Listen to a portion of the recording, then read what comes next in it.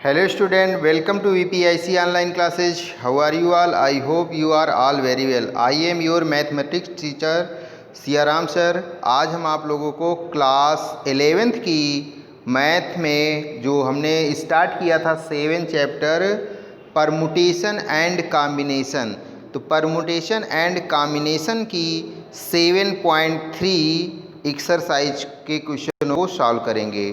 तो चलिए स्टार्ट करते हैं एक्सरसाइज 7.3 का पहला क्वेश्चन। तो पहला क्वेश्चन यहाँ पे है, देखिए, ज्ञात कीजिए कि 1 से 9 तक के अंकों का प्रयोग करके कितनी 4 अंकी संख्या बनाई जा सकती है यदि अंकों की पुनरावृत्ति की अनुमति नहीं है। ठीक है, यानी कि हमें 1 से 9 तक के अंक लेकर के 4 अंकों की संख्या बनानी है। तो अच्छा ये बताइए आप लोग कि 1 से 9 तक कितने अंक आ जाएंगे? 9 ही आएंगे। तो 1 से 9 तक के कुल अंक बराबर कितना? 9। कितने अंकों की संख्या बनानी है? 4। तो प्रत्येक संख्या में 4 ही अंक प्रयुक्त होंगे।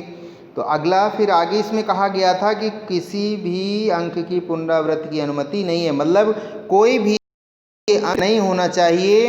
तो 4 अंक की संख्याओं की कुल संख्या बराबर क्या हो जाएगा? 9p4।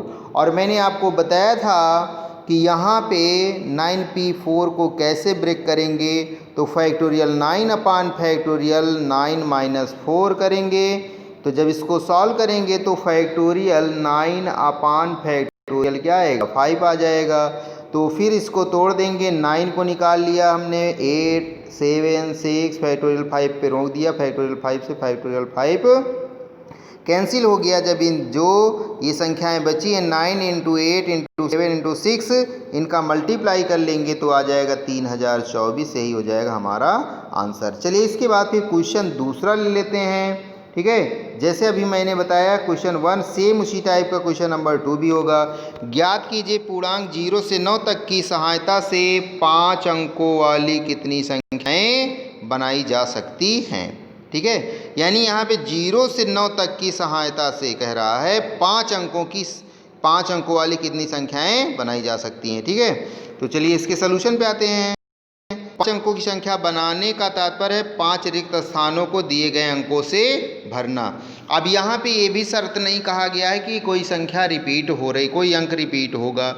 अच्छा, बाईं ओर अगर पहला स्थान 0 से भर देंगे तो वो संख्या 5 अंक की ना हो करके 4 अंक की होगी, इसलिए बाईं तरफ का पहला स्थान 0 से नहीं भरा जाएगा। ठीक है, और नहीं तो वो कितने 4 अंक की हो जाएगी। तो पहले स्थान को भरने के प्रकार होंगे कितने? 9 प्रकार से भर सकते हैं। फिर इसके बाद जो है आगे बाईं ओर का पहला स्थान भरने की कुल विधियां 9। फिर शेष 4 रिक्त स्थानों को 9 अंकों से भरने की विधियों की संख्या 9p4। 5 अंकों की संख्याओं की संख्या हो जाएगी कुल संख्या 9 गुणे 9 9p4। इसको मल्टीप्लाई करके जब हम लोग सॉल्व करेंगे तो आएगा 9 इंटू फैक्टोरियल 9 अपान फैक्टोरियल 5। और अभी मैंने फैक्टोरियल 9 अपान फैक्टोरियल 5 का सलूशन किया था, 3024 आया था। 9 से गुणा कर दीजिए उसको, तो आंसर आ जाएगा 27216। इसी प्रकार देखिए अगला क्वेश्चन है, अगला क्वेश्चन यानी तीसरा क्वेश्चन दिया गया, ज्ञात कीजिए अंकों 0 1 2 3 4 5 6 7 8 9 से 5 अंकों की कितनी संख्याएं बनेंगी जबकि प्रत्येक अंक की पुनरावृत्ति कितनी बार ही हो सकती है। तो जैसे मैंने अभी आपको ये क्वेश्चन बताया सेम उसी टाइप का ये तीसरा भी क्वेश्चन है। ठीक है, और क्वेश्चन नंबर 4, चलिए एक और क्वेश्चन बताते हैं, क्वेश्चन नंबर 4 आप लोगों को। क्वेश्चन नंबर 4 है यहाँ पे, देखिए क्वेश्चन नंबर 4 में ज्ञात कीजिए अंकों 1 2 3 4 5 से 3 अंकों वाली कितनी संख्याएं बनाई जा सकती हैं। तो दिए गए कुल अंक कितने हैं? 5। अब यहाँ पे कितनी संख्याएं चूज करना है? इससे 3। तो यानी कि n से r का चयन क्या हो जाएगा? यानी pr हो जाएगा, यानी 5pr को हम लोग तोड़ देंगे तो कितना आ जाएगा? 60 आ जाएगा। यानी कि फैक्टोरियल 5 अपान फैक्टोरियल 5 माइनस 3। अब इसको जब तोड़ेंगे तो फैक्टोरियल 5 को लिखा जा सकता है 5 × 4 × 3 × फैक्टोरियल 2 अपान फैक्टोरियल 2, और फैक्टोरियल 2 से फैक्टोरियल 2 कैंसिल हो गया, तो 5 को 20 23 60 इसका आंसर आ जाएगा। इसके बाद फिर नेक्स्ट क्वेश्चन ले लेते हैं, क्वेश्चन नंबर अगला 7। क्वेश्चन नंबर 7 है, देखिए ज्ञात कीजिए कि 5 अंकों 1 2 3 4 5 6 7 1 2 3 5 7 में से 3 अंकों को लेकर कितनी सम संख्याएं बनाई जा सकती हैं। तो आते हैं इसके सलूशन पे। दिए गए अंकों में से 2 अंकों को इकाई के स्थान पर रखने से सम संख्या प्राप्त होगी।